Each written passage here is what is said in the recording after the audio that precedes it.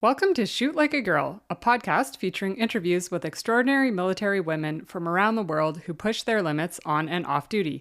I'm your host, Kate Stewart, and this is episode number 40. Today's guest is Lance Corporal Renee Hopcroft. Renee joined the intelligence branch of the New Zealand Army before transferring to military police and finishing at the top of her class. She then completed the mentally and physically demanding assessment and subsequent course to become a Conduct After Capture Instructor. In this episode, we dive into her career and explore key themes like confidence, personal development, and embracing challenges. Steady, steady, nice and steady. Light, hill, cover. I'm a steamroller, baby. I'm a steamroller, baby. Just a rolling down the line. Just a rolling down the line. I'm a steamroller, baby. I'm a steamroller, baby. Just a rolling down the line. Just a rolling down the line. So you better get out of my way now. So you better get out of my way now. Before I roll all over you. Before I roll all over you. Renee, welcome to the podcast. We had a little bit of a technical hiccup at the beginning, but we're good to go. Yeah, good. Thank you for having me. Okay, so where did you grow up? So I grew up in I guess in the context of Canada, it would be a small town in New Zealand called Palmerston North. So that's 2 hours north of Wellington for anyone who knows where New Zealand is. And what sort of things were you interested in your childhood? I was interested in a range of activities. I loved sport, and then I also loved music, and I spent a lot of time outdoors with my friends, just climbing trees. And in New Zealand, it's open farmland and lots of greenery, and so I spent a lot of time outside doing sports and hanging with friends. What sort of sports did you enjoy? I loved netball, which is really big in New Zealand, and we have a really big rugby culture, as you know. So I did like watching rugby and playing here and there. It's not typically something every woman wants to get involved in, is getting tackled and crawling around in the mud. But yeah, I enjoyed that. And I played basketball. I tried squash. I don't know why, but I tried squash once. So yeah, just a lot of different sports. I have no idea what netball is. So netball, think of basketball, okay. And then instead of being able to bounce the ball, you have to just throw the ball, and the person who's receiving the ball has to stand in place. They can't move with the ball. Yeah, and then you have defenders who have to try and get the ball away, and then you have like nets and hoops where you score goals within a circle. Right. Okay. And so when you're growing up, did you have an idea of what you wanted to be when you got older? I always knew I wanted to join the military. Palmerston North, where I lived, there was a big military presence. We had an Air Force base and also an Army base really close by, and a lot of people in Palmerston North were military. So I kind of grew up seeing the environment and the culture of the military, and it was something I was really interested in from a really young age. Did you have any family members in the military? No, so I had a great-grandfather who was in the military. I think back then it was the normal thing to do. And I had my grandfather who was in the reserves for a while. But apart from that, I was really the first kind of person to say, I want to join the military. So, yeah. And then I guess in the States, you know, they're sort of on one end of the spectrum where everyone there loves the military and they have a lot of support. And then other countries, it sort of varies, maybe by region within the country. But what is it like in New Zealand? What is the attitude towards the military? So I would say that there is a really good attitude for the military. We are such a small country, so a lot of what we do is more peacekeeping operations and things like that. In cities where military is not normal, like down south in the South Island, I don't think it's as big, but in the North Island, especially around those bigger military bases, there's more of like a want for people to join. And then, so with Canada, I think our entire military, Army, Navy, Air Force, and reserves, I believe everyone included, is a little under 100,000. So what would the numbers be in New Zealand? I don't know specific numbers. They vary, but if we're at 5,000 plus, I would be very surprised. Very small. Yeah, very, very small. So did you know that that was something that you wanted to do right out of high school, or did you go to college first? No, so after high school, I knew at the end of high school that I did want to join the military. I just didn't really know what I wanted to join as. I knew I wanted to join the army, but I didn't have a specific trade in mind. So after the military, I decided just to get some work experience. I thought it would be really beneficial to live a civilian life a bit first and gain some more life experience before joining right away. So I worked for another government department for a full time. It was an office job. Didn't love it. That was 40 hours of sitting behind a desk, and I knew that was something I did not want to do for the rest of my career. So I did that for about a year. And then after that, I went and spent about 6 months in Australia with my family, just spending time with them. And Australia is really close to New Zealand. It's 2 hours away, so it's easy to jump from Australia to New Zealand. And then after that, I joined. So I think I was 20. And how did you end up choosing which occupation you wanted to do? As everyone does, you meet a recruiter. And I talked to the recruiter about what I kind of wanted in a job. Obviously, there's the normal army jobs where you're a soldier, infantry, things like that, and then logistics. And although it all sounded great, I wanted to be challenged mentally as well. So when speaking to the recruiter, he said there were things like signals and also intelligence. My recruiter was a chef, so didn't know a lot about intelligence. And he kind of explained it to me as I would be like 007. Right. As recruiters would. As recruiters would. Yeah. So if anyone knows about intelligence, it's really not. You're not a 007 agent running around climbing buildings, things like that. But I didn't know that at the time. So I said, wow, that's cool. I want to join as intelligence. And that's really where it started. And so what does the training look like when you first get in? What's New Zealand basic training like? So the course is 16 weeks long. And it's really just centered around infantry and learning how to be an effective soldier. So a lot of it is going on exercise in the field, learning all of those skills that you need to be an infantry soldier and a soldier on the ground. It's very physical, and you're doing PT pretty much all week. And it's also just learning about the New Zealand Army. So we don't really do any courses together with Navy and Air Force unless you're in a joint environment, but that's later on in your career.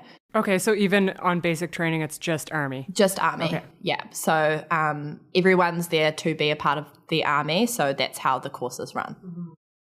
Yeah, because here we have our basic training, but that includes everyone from the Army, Navy, and Air Force. They all do that same thing, and then they branch off into their different elements and occupations. Completely different. Ours is just you're either going basic training Air Force, basic training Navy, basic training Army. So all of your instructors, they're all Army, and all the hierarchy and chain of command, all Army. Is there a fitness test required in order to get into the Army? Yes. So when you first go through the recruiting process and you have your aptitude testing, your medicals and your fitness tests, you have to run what's called the beep test. I'm not sure if that's something over here, but the beep test, you have to get a specific score from memory. For females, it's 7.1, but don't quote me on that. And then you have to be able to do 3 push-ups at standard and then some sit-ups as well. So that's your below baseline, like you just wanting to join the military test or the Army. And then after that, you do 2 different Army fitness tests on basic training. Okay. And how did you find your fitness level on there? Did you feel prepared, or was it a little bit difficult? I think back then I really struggled with fitness. It wasn't really something I prioritized a lot.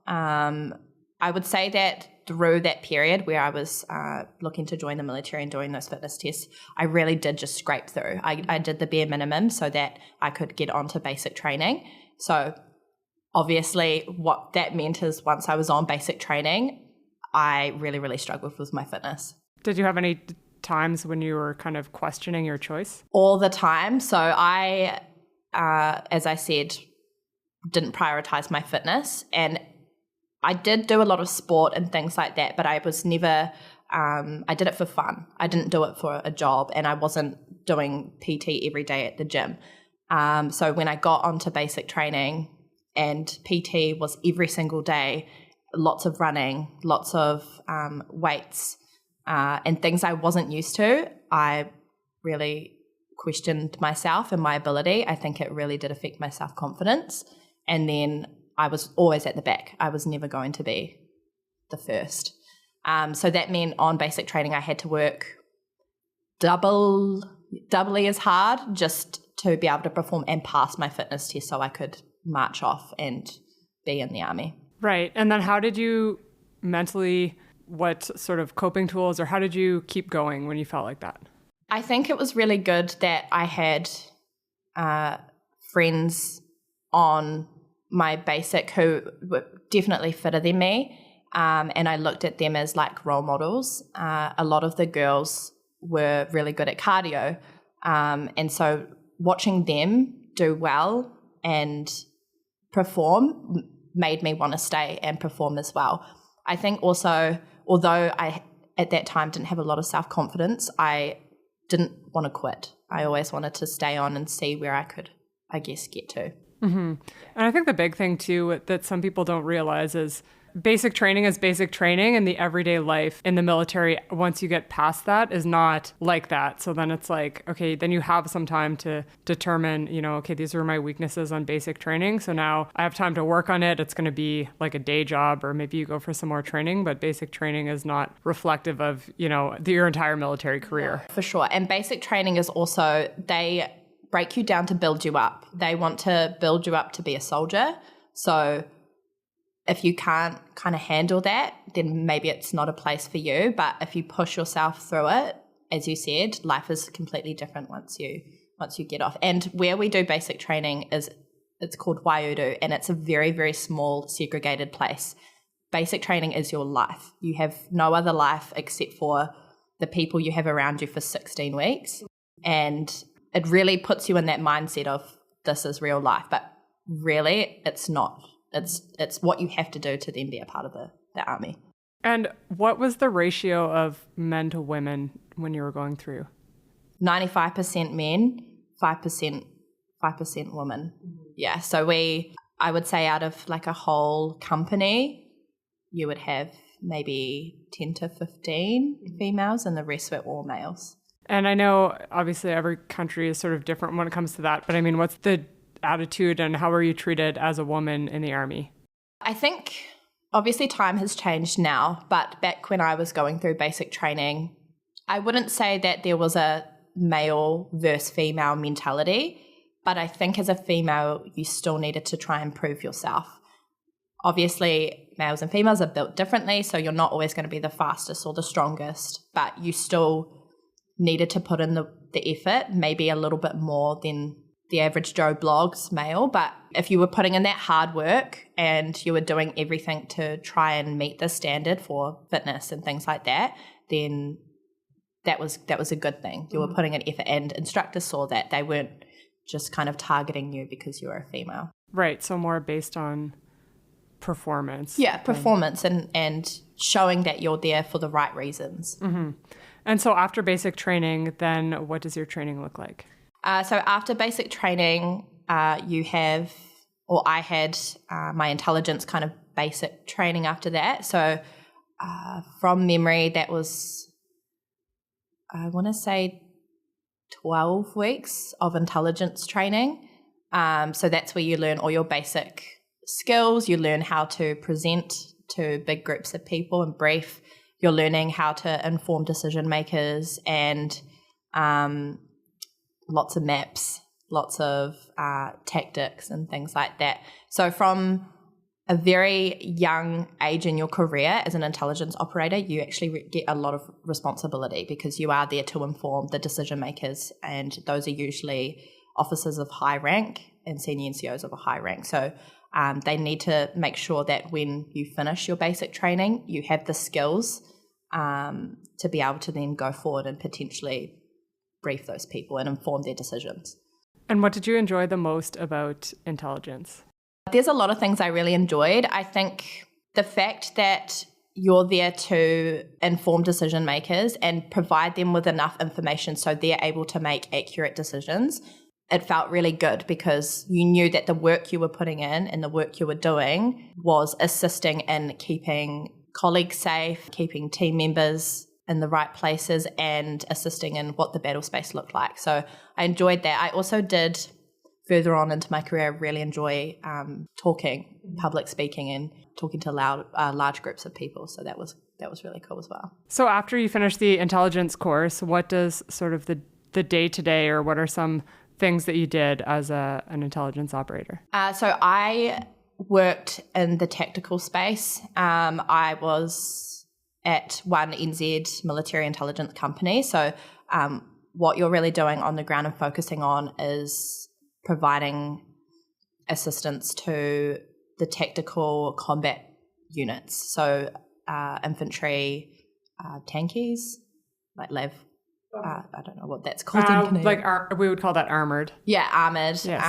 And like guns and things like that. So you would do a lot of exercises in the field. You would go out and work on like tactical intelligence. You would be with HQs doing what's called IPB, intelligence preparation of the battle space. So you do lots of training in that, and then you're doing a lot of exercises within your own company to make sure your skills are where they're supposed to be. And did you deploy at all in that role? No, I went on a few exercises to Australia. So we had some international exercises. So I went over to Australia, and it's called Talisman Sabre. So it's a massive exercise. And I think it's a Five Eyes exercise as well. So yeah, I have actually, it sounds familiar. I have heard of that. Yeah, so there was Canadians, Americans over there as well. And you're out in the field on exercise with all these big countries, and we're just kind of New Zealand there to help out. So that's still cool.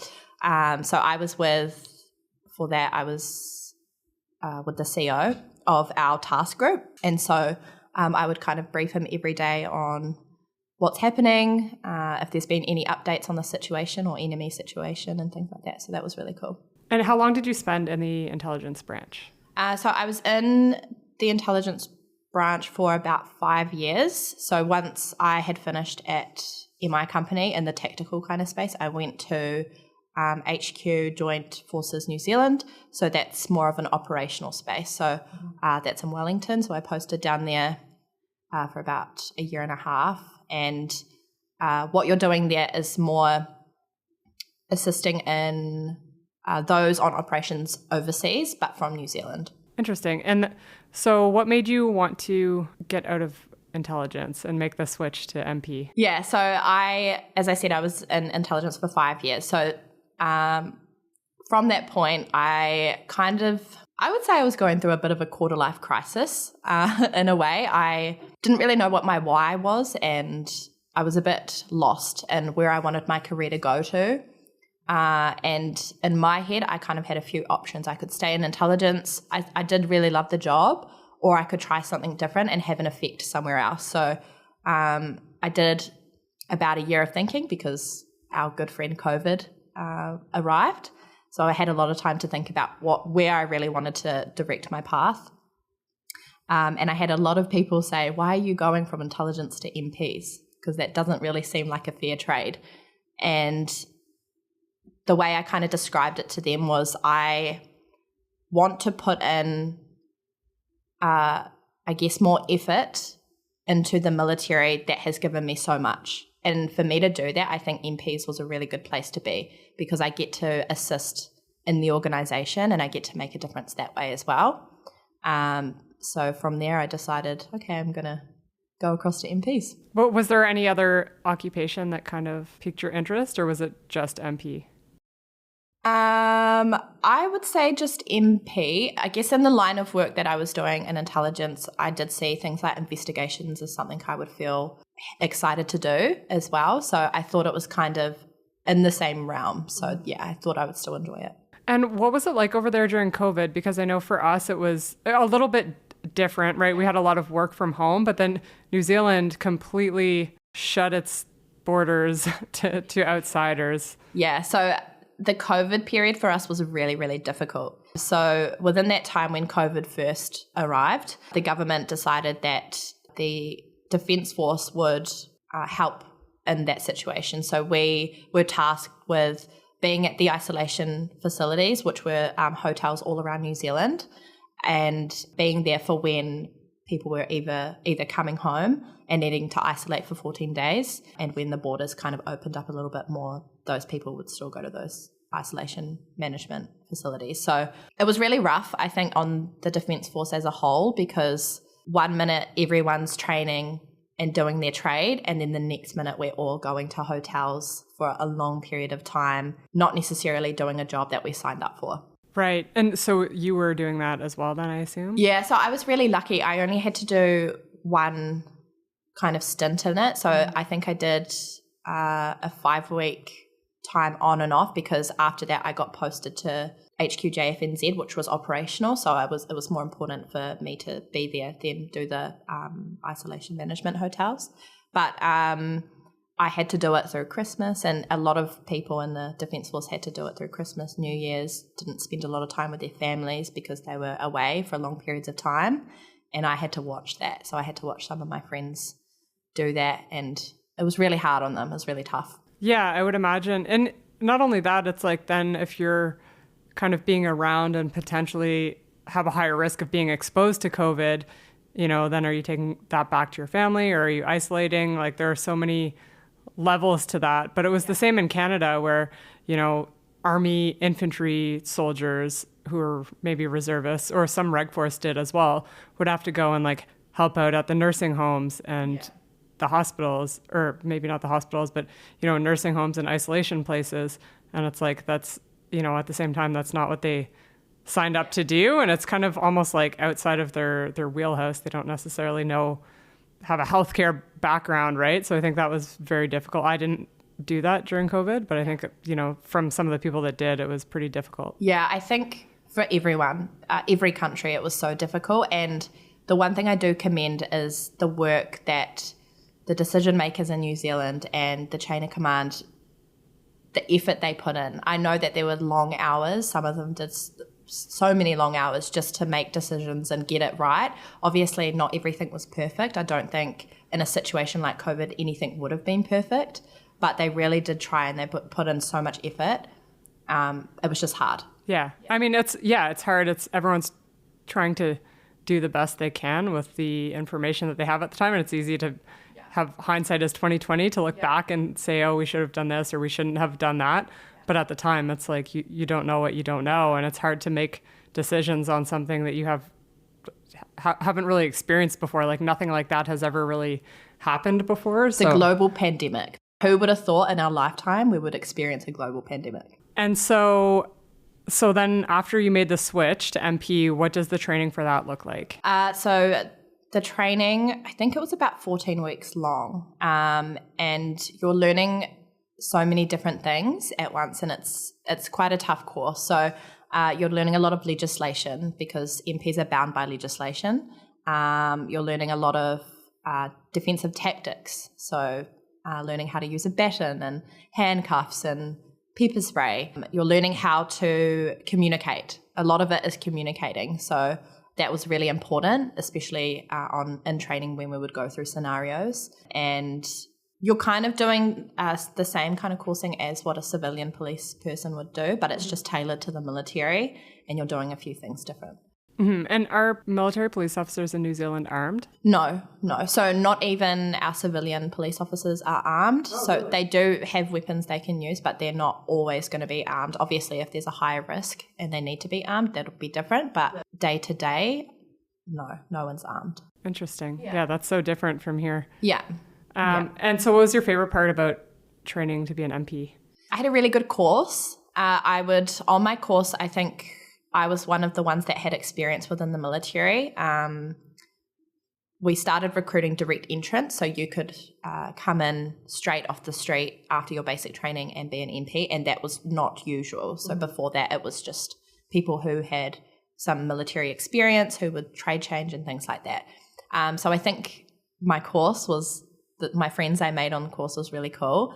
And it was a joint environment as well. So that was an Air Force, Navy and Army course. So it was really cool to see the different environments and the different ways that every service did things. And I did have to get pepper sprayed. So although at the time it wasn't fun, like it's something that I'm like, okay, at least I did it.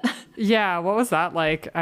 We've done sort of the gas huts here, I guess, during our basic training and for refresher training. I've never been like full on pepper sprayed before. So if you think about having sunburn and really bad sunburn, and then that on your face times 100, that's what it was like. So do you have to get tased? No, so we don't hold tasers, so we don't have to get tased. So that's good. I don't know if I would have been as excited to do that, but I knew with pepper spray it would be over eventually. It just had to take its time. And then, so as an MP, are you still only strictly Army, or do you ever work sort of like on a Navy base or Air Force base?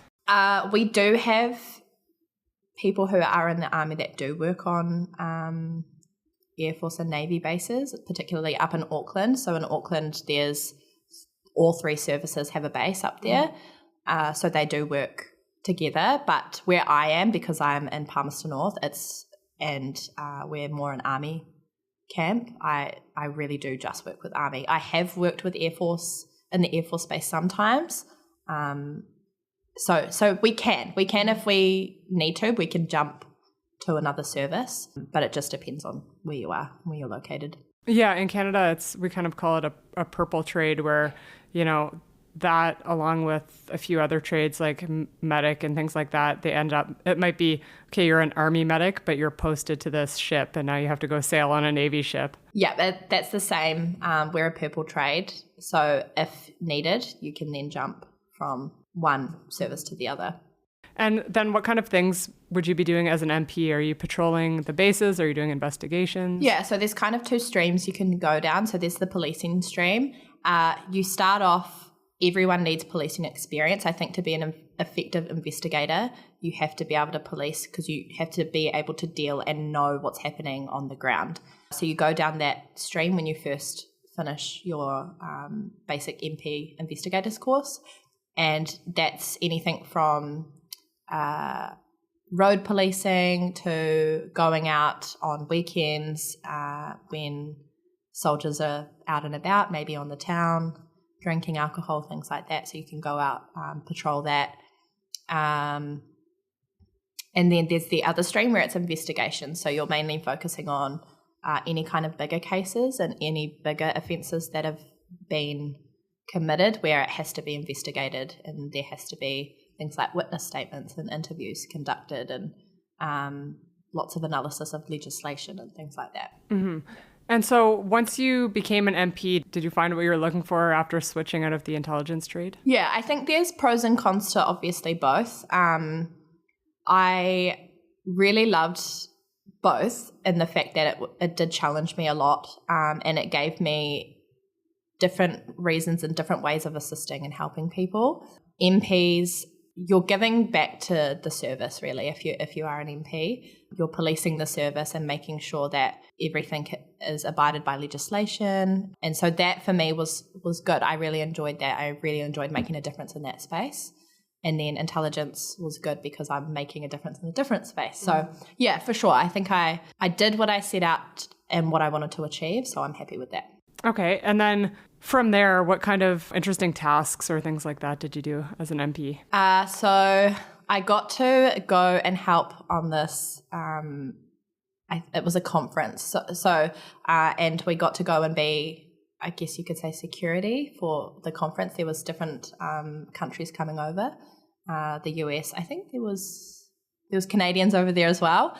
So I got to see what it was like not to be a CP operator as such, but I got to kind of do a little bit of that work where we were going out to dinners with the commanders and stuff, making sure they're all okay and things like that. So I really enjoyed that. And I did meet different people from different countries in that type of work as well. So that was really cool. And then so does New Zealand have CP operators as a separate entity, or is that just something that you guys would be tasked to do? Yeah, so CP is for us like a specialty, and it is a part of MP, so only MPs can go and do the selection for it. As we're such a small country, we don't have a lot of CP operators. There are still a few more, I think, senior NCOs, but it's obviously not as big as what Canada has. Mm-hmm. Yeah, and I know Canada has switched back and forth, so they've gone through periods, and I'm not a CP operator, so I can't, I'm not trying to speak as an expert, but I do know that, in the past, it's been only MP, and then I think sort of more during the Afghanistan years, they opened it up to everyone. So I know some Navy people who went through, and then now it's restricted to, you have to be MP or combat arms to apply. Yeah, I think, I'm not sure if they would go that way, our country would go that way. I can see the benefits for having it just MPs and also, mixing it up for the different services doing it. Yeah, just then you can sort of draw from a wider pool, especially with trades that are so small, then it's kind of almost the same people every year. And if they don't want to do it, then there's not really any new people or that many new people coming in. Yeah. So tell me about becoming a Conduct After Capture instructor. What interested you about that?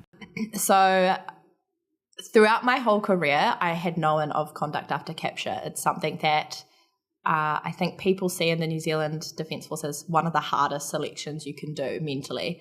For the first, I would say, three years of my career, I, as I said, didn't have a lot of self-confidence, and I didn't know if I would be able to push myself mentally to be able to do something like Conduct After Capture. And it took me a lot of work on myself and a lot of growth to get to where I am today and get to the place I was before I decided I wanted to do Conduct After Capture. So I think I just finished my military police basic course, and I loved that course, and I received the top policing award for that course. And so that's kind of like an all-round excellence award. And in that, it did give me a lot of confidence, and I had worked so hard to get to a place where I was like, yeah, I can actually push myself and I can actually do things that scare me. So after that, I said, what the hell? I may as well go and do something else that I know will push me mentally and potentially physically, and see what happens. I never intended it to be something I would pass. I went into it with a really open mind and thought of it as it's an experience to help me grow as a person and potentially be something that I would enjoy doing. So going into the selection, I think that's something that really benefited me and helped me a lot, is that I went into it so open-minded that I'm there to push myself and I'm only in competition or whatever with myself. And it really helped me through. So I did the selection. Probably one of the hardest things I've done in my career for sure. And I ended up passing the selection. So it was really nice to know that I had got to such a positive and great place, especially with my mental resilience, to a point where something that I thought would be something I would never be able to achieve, I achieved. So that was really cool. And then after selection, do you guys do level C right away? Or is that part of the selection? That's a part of the selection. Okay. So we do the kind of selection part and then the level C part. And prior to this, did you know anyone who was a khaki, or had you spoken to anyone beforehand? I had known of people being khakis. I didn't necessarily talk to anyone in particular about their experiences, but a lot of the khakis I knew, I saw them as really tough, strong human beings. I had always looked at the khakis I knew, especially in intelligence. There's some of them there. And I saw them, I said, those guys are what you want to aspire to be. So I never thought in a million years that I would be able to pass something like that. So you had a kind of unique experience with your khaki course, and that, again, since New Zealand is very small, so you came to Canada to do that. Yes, I did. So we had finished the selection portion, and there potentially wasn't going to be enough people to run a full course in New Zealand. So myself and one other got asked if we wanted to do the course in Canada, which was, I think, a month after our selection. I'm not going to turn down a trip to Canada, for starters, and also I loved it. It was really good. So I was like, sure, I'll go. And so me and one other flew over to Canada, and I think the first day I thought, what am I doing? Because I'm in a country I've never been to before, in a different environment, doing a course that I know is going to be really challenging. And I was sitting in the classroom going, where am I? I don't know where I am. So it took me a little while to get used to not only the kind of culture change, but also the fact that I'm now on a course that's going to be 7 weeks of really hard work. Jumping back to level C, so during that, obviously it's not an easy course by any means, and you said one of the hardest courses that you've ever done. What resiliency skills or tools did you use to help you get through that? Yeah, so I went into it, like I said, with an open mind, but I also went into it thinking this will eventually end. This is not forever. And so I think that really helped. I had a lot of time to think at points, and what I would do was kind of tell myself that I've been through worse. So because I was telling myself, I've been through worse, this is going to end eventually at some point, it was really good because it kept me on track. Those times where potentially I wanted to quit, I just reminded myself that this will be over, and do I want to be successful, or do I want to stop there and regret the fact that I didn't continue? I think, I've never really heard someone quitting a course or anything that feels like that's the right decision they made. I of course, if you have an injury and you're going to injure yourself for life or like do further damage, but that split second decision where people quit, I find often they regret it or they want to go back and do the course. Yeah. Whereas if you can get that out of your mind for that few seconds and then continue on, it'll be so much better by the end. For sure. And I had gotten to a place before going on to khaki selection where I want to challenge myself. I want to be, and I know it's so cliche to say, but being comfortable with being uncomfortable. That is something I really try and do. I try and push myself in any situation. And I think it's so good to do those things, to challenge yourself, to do things that are going to make you feel nervous and anxious, because that's how you grow as a person.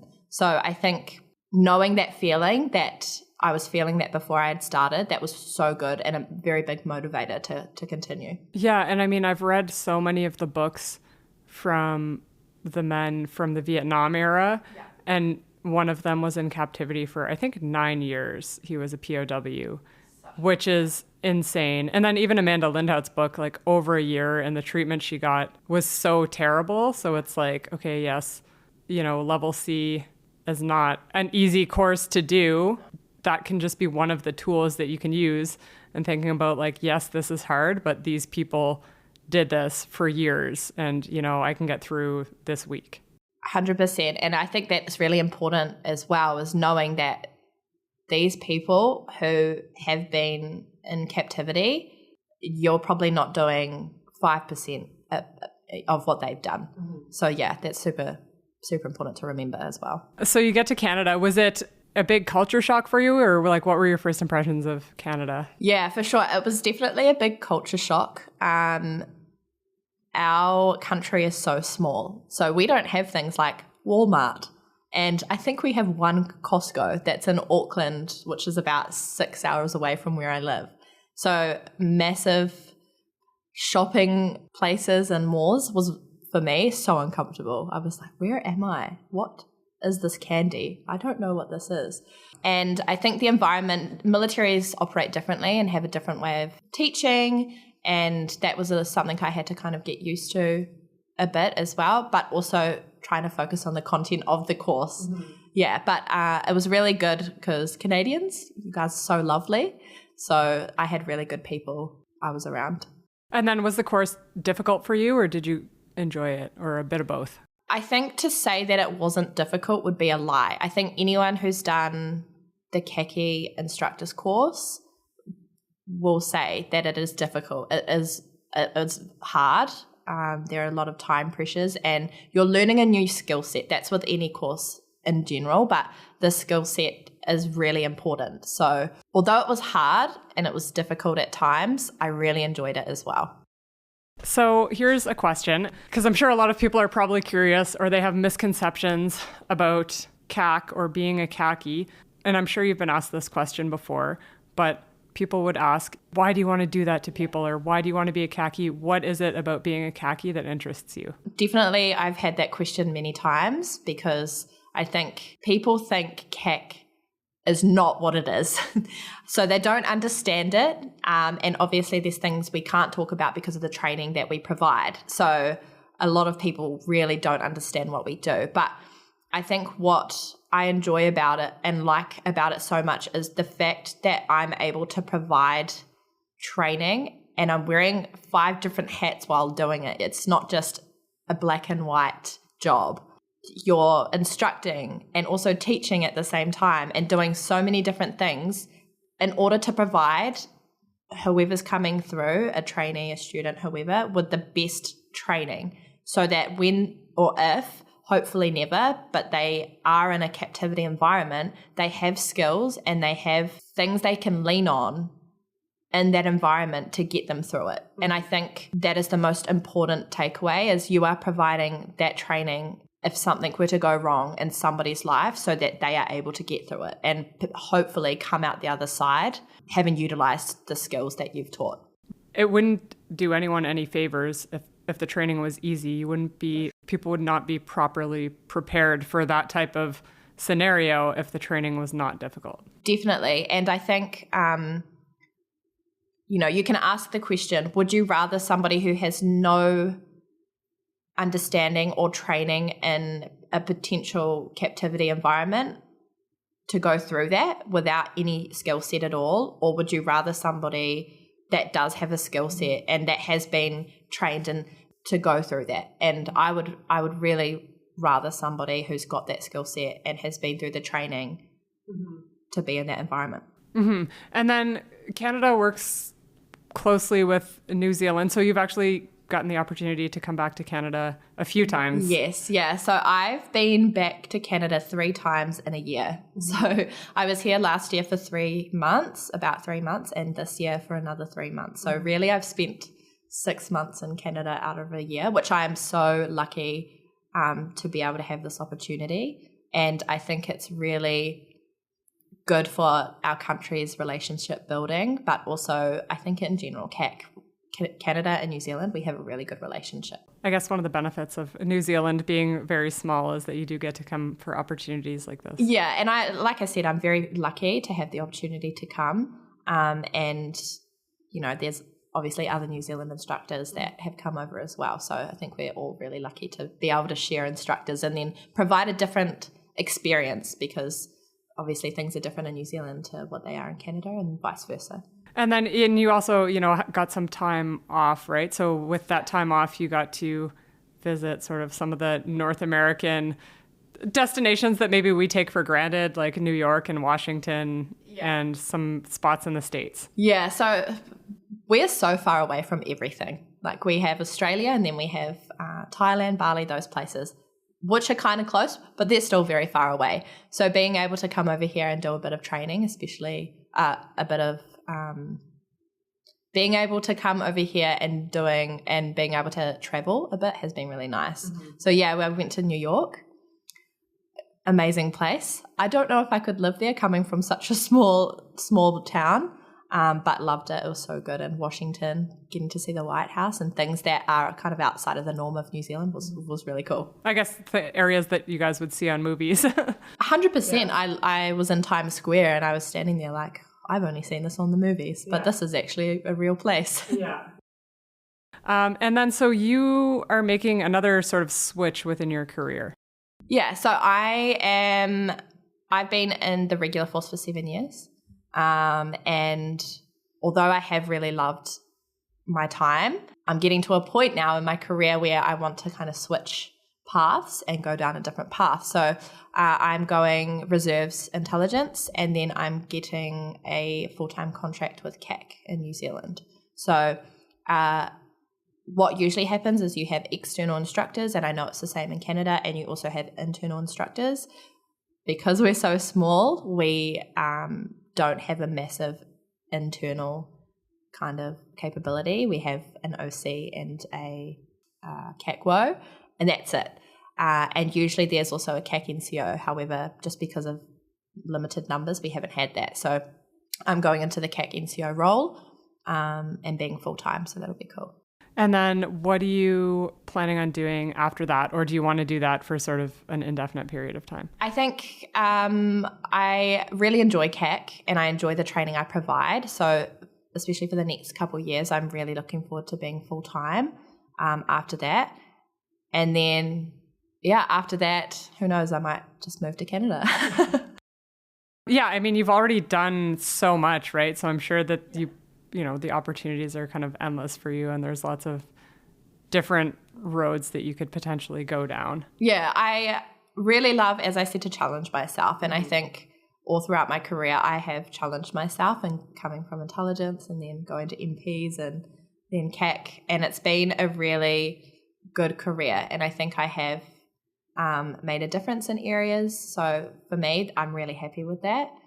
And so going forward, I think taking away all the skills and the things and the growth that I've had within the military, because I was only 20 when I joined and I'm nearly 27 now, so it's still a big chunk of your life. Taking those away is something that I'm really happy I can do. And you mentioned at the beginning in basic training you'd sort of struggled with your fitness, but I know now you're quite disciplined and you get sort of little goals in mind to do. So talk to me about that. Yeah, so as I said, for about 3 years, I lacked self-confidence a lot. I was never the fittest. I've struggled with my fitness tests. I struggled with motivation, and I didn't really know what I was doing in that department, in the physical kind of department. I hated running.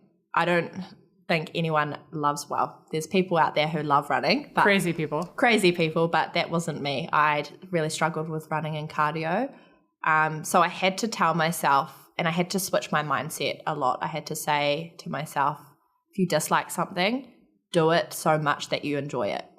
So things with like running, I decided to do it so often that it got to a point that I enjoyed it, which I don't know why, but I did. So I would run small Ks, like 5K or 7K, and then after a while started running like half marathons and stuff like that, which was really cool. And it also really helped with my confidence, because I knew that I was able to achieve these things. I was able to achieve the goals I set myself, and it really helped with my physical fitness in general. I would do that, and I still do it now. I set myself a goal that I want to achieve, and I work towards that. But you can't rush these things, and that was another thing I had to remember, is it's not a race. I'm only in competition with myself, and to get better at something, you have to put in the time and effort. Yeah, I hear you on the running. So coming from a dive background, the divers are always known for being fast and being good at running. And I was never I grew up playing sports, but I've just always struggled with running. I would get terrible side stitches and just have trouble breathing, and I was never fast. So then going through my dive courses, it's I'm such a piece of shit. The dive skills were great because I had tons of diving experiences before I joined the military, but then I felt like I was viewed as this subpar person because I wasn't a good runner. Meanwhile, there were some guys who were so fast, but underwater, they were just a disaster, but no one can see you underwater for the most part. So it's a struggle, but now I'm kind of getting to that point where I'm forcing myself to do it. And someone asked me one day, they're like, if you hate running so much, why are you doing it? But I think in the military too, it's just one of those things where it's you're expected to be good at it and do it. And I don't want to be in a situation where, it's going to happen anyway, but I would like to lessen it. But, being in a situation where you're running as a group and I don't want to be the last person holding everyone up and being terrible. And no matter how much I run, I find I'm still so slow, and it frustrates me. And then that makes me want to work on it more. Yeah. It would be the easy route to just be I hate running, so I'm not going to run, and I'm just going to ride my bike instead because I enjoy it. Yeah, for sure. And that's something I had to work really hard on is my self-talk as well. For the first few years of my career, I had a really negative self-talk, and I would say things like, you don't deserve to be here, you aren't good enough. I would be comfortable with being at the back instead of trying to push myself harder. And I really had to work on the fact that I knew I was never going to be great at running. And that's something that I'm never going to be first running a marathon. But I knew that if I just continue to push myself and be positive about myself and say, hey, look, you might not be amazing at it, but you are trying your best. You are working 100% to reach your goals, and changing that mindset and the self-talk and the things I would say to myself really benefited me. Don't get me wrong. There's times where being angry at myself for being last was something that pushed me through. So I think you can look at it from both ways, and both ways are great. Whatever gets you through something and however you push yourself to achieve your goals and what you want to do is yeah, because I think there is, you do kind of need a bit of both, because if you're always like, I'm amazing, it's okay that I'm not good at this, and it's okay that I'm not good at that, that's fine. But if you're someone that wants to push yourself and improve, it's hard to do that if you're 1,000% satisfied with where you are in the moment. For me personally, it's like sometimes I am too hard on myself, but I need to have that small percentage of like negative self-talk in order to motivate me to get through something or to push harder. For sure. And I'm the same. And I think not only is that with physical fitness, but that's with everything I set out to achieve, is that I want to be better. I don't want to stay in place and be comfortable. I want to do things that are going to make me better. And it's so easy to stay in one place, stay stagnant and be comfortable. If that's what you choose to do, you're never going to grow. And so I think running is where it started for me in physical fitness, but now it's something that I try and do in everything I do in life. And it's hard too, especially with fitness these days, and I've been feeling it a lot lately, is that there's so much out there and there are so many different programs, and it's like, oh my God, what do I want to do? Do I want to do CrossFit? Do I want to do a calisthenics program? Do I want to do that? And it can be so overwhelming that it's hard to just do something. And it's easy to get into the all or nothing mentality of like, well, if I'm not following this program exactly, I'm failing. Whereas it's really like, well, if you get out and do like a workout that you randomly looked up online and you do that every few days per week, that's better than not doing anything. Yeah, 100%. And you could easily fall into the trap of not doing anything, and then that's going to affect your motivation, and then one day turns into 1 week, and 1 week turns into a whole year. And it's so easy to fall into that if you let yourself do that. And I hear a lot of people saying motivation is one thing, but consistency is another.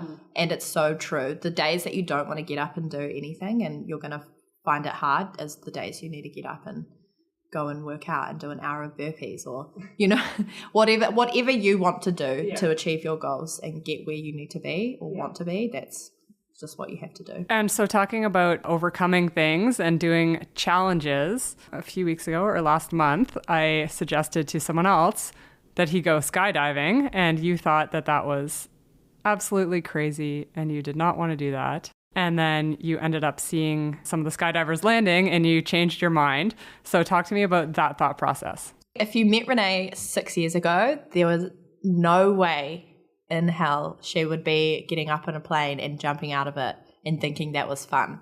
She would have been too scared, too anxious, and just would not have wanted to do that. And anything you would have said, she would have turned down. But going into that, I did turn it down for a bit. I remember I was, no, I don't want to do it. And I thought about it and I thought, you know what? Once in a lifetime, potentially opportunity. And I saw them come down. I said, if they can do it, I can do it. So I ended up in a plane and jumped out of an airplane. So what thoughts were going through your head? Because it takes about 20-25 minutes to get up to altitude in a tiny plane. Yeah. So first when we were walking to the plane, I thought, what am I doing? Why am I doing this? And I had to self-talk, like, you are here, you can do it, don't worry. We got into the plane, and I thought it would be a big plane where you could fit 8 people in it or something like that. Nope, you could fit 4 people. That's you and the tandem person who's taking you down. So we jumped in, and it was very squishy.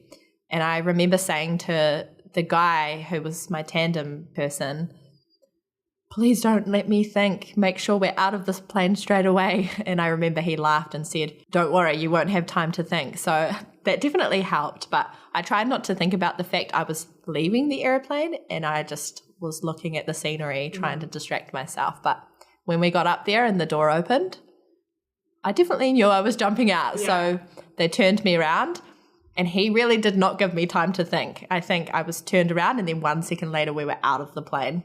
And I remember we did like a little bit of a spin, and I was like, what am I doing? I don't know where I am. I can't believe I'm in Canada jumping out of an airplane. And then I looked down, and it's a different feeling. Like, you know what the feeling's like. You look down and you're like, oh, this isn't so bad. And it was the best time of my life. Yeah, it's not, you don't get the roller coaster feeling in your stomach. It just feels like you're still, and there's a lot of wind. Like, it doesn't really feel like you're falling. It's kind of hard to explain unless you've done it. And then when you landed, you were like, that was the best thing I've ever done in my life.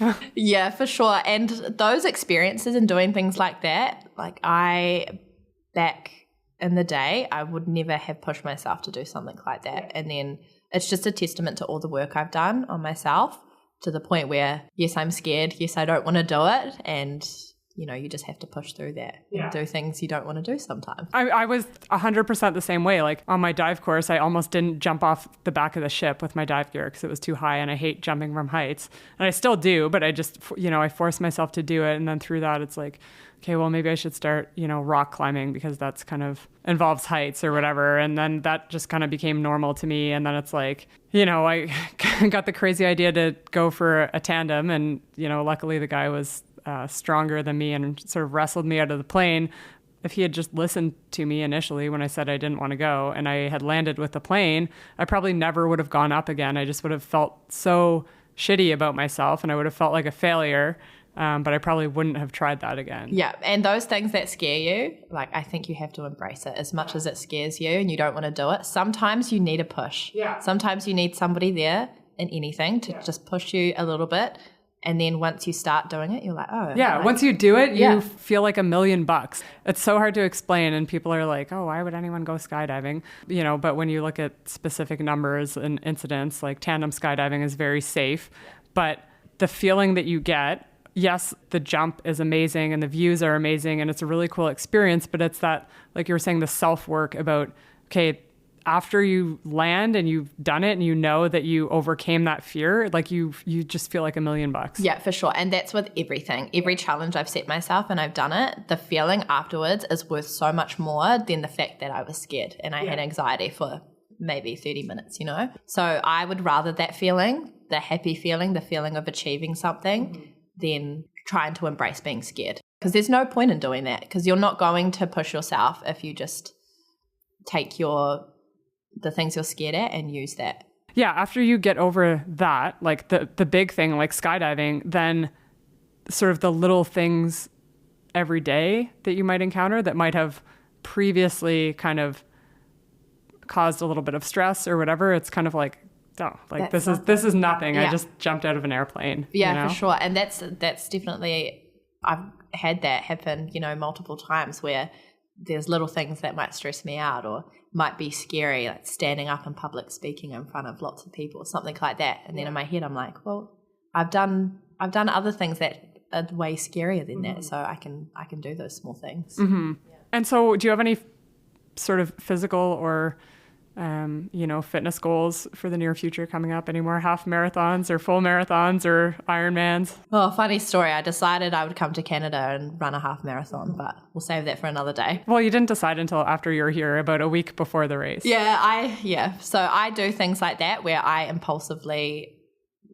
get something in my head and I want to do it. I want to achieve it. I don't think that's a bad thing. I think sometimes if there's something you want to do, however crazy it might sound, you should definitely do it. And I didn't train for that. I should have probably trained. I lost 2 toenails, so that's on me. But I think I'm at a really good stage in my fitness journey where I don't need to focus on passing my fitness test or using that as motivation or losing weight or things like that. So my overall fitness goal now is really to maintain my fitness to a point where I'm happy being able to go out and randomly run a half marathon or do things that I enjoy without struggling with them. And I think it's also to maintain being healthy, because fitness is a journey. And from the start of where I was to where I am now, I'm so proud, but I want to maintain that. I don't want to ever kind of go back to not being motivated and not pushing myself as hard as I can go. So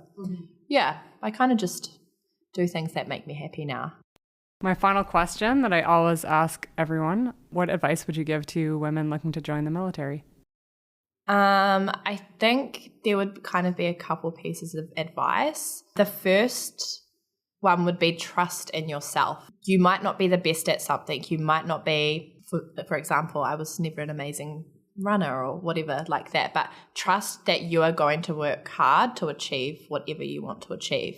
And although it might be scary at times, push through it because it potentially could be the best thing that you've ever done. And then the second piece of advice would be, don't be afraid to say yes to every experience that comes your way, no matter what the challenge will be, because yes, you only live once, YOLO, but it's true. And you never know when you're going to finish your military career or when that's going to potentially end. So make sure you take everything that comes your way and look at it as something that is going to help you grow and something that is going to make you a better person and is going to benefit you in the long run. Mm-hmm. I've had similar, people offer sort of similar advice, but saying a lot of people sort of self-select out of something. They think like, oh, I'm not good enough or I'll never make it.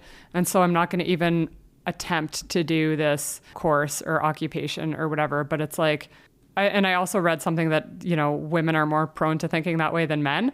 So for the women listening, it's like, who cares? Like, go and sign up for something, try it, prepare as best you can. Don't be too hard on yourself and, let them decide if you're not good enough. Let the personnel selection officers and, all of the people that decide these things and run the course staff, let them decide whether or not you're good enough, because oftentimes people just don't even take that first step in doing a course and trying something. Yeah, for sure. And that was me. For a good chunk of my, 3 years of my military career, I didn't want to do it because I didn't want to fail as well. And I didn't want to be looked at as a failure. So that really meant that things I did want to do, I didn't do because of that mentality. But like you said, do it. Prepare as much as you can. If you fail, it's growth, it's learning. Ask for feedback, ask what you can do better. And if it's something you really, really want to achieve and a goal that is something you want to do, then do it. Because if you don't do it and you just don't do it because you're scared or you don't want to fail, then you're never going to. Mm-hmm. Awesome. Well, thank you so much, Renee. And I'm glad that we got past our technical difficulties and we got to do this. Thanks for having me. Thank you for listening. The biggest way to help support this podcast is to leave a rating and review on your Apple Podcasts and Spotify apps. You can also visit my Instagram page at shootlikeagirlpodcast to see photos from the guests, keep up to date with the podcast, and find out about any merchandise releases.